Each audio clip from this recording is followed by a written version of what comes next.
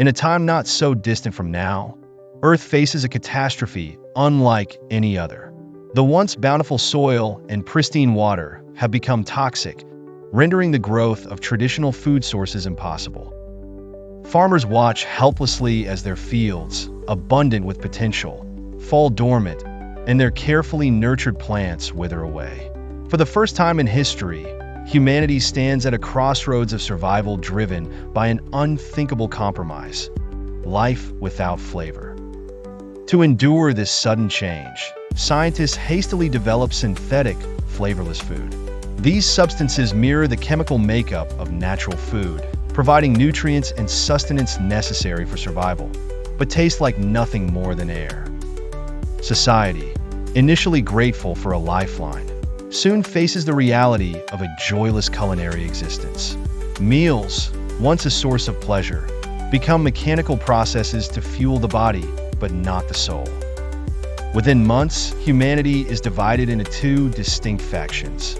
On one side, the Practicalists, those resigned to eating out of necessity. They have accepted this new normal, prioritizing survival above all else.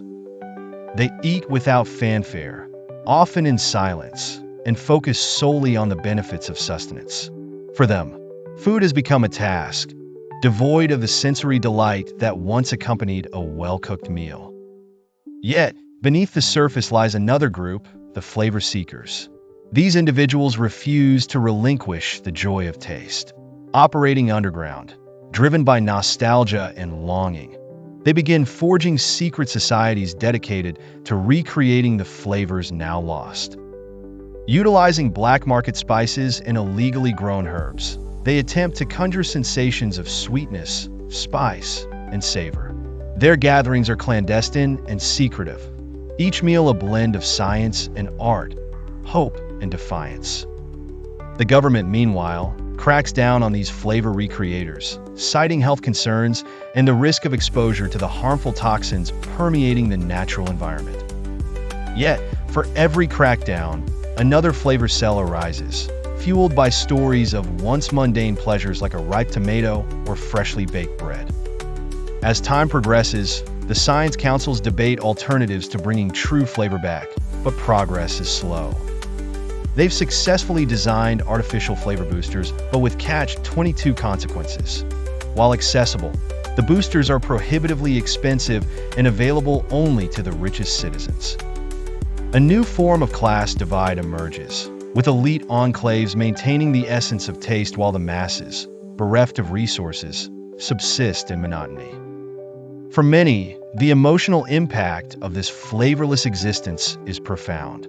Grandparents relive stories of family recipes that span generations. Children, born into this new world, stare in bewilderment at picture books filled with vibrant dishes whose essence they can only imagine. Stripped of one of the baseline joys of life, mental health issues begin to rise, with anxiety and depression reaching unprecedented levels. Communities, aware of these repercussions, rally to bring solace through art, music, and connections that strive to fill the void left behind by absent flavors.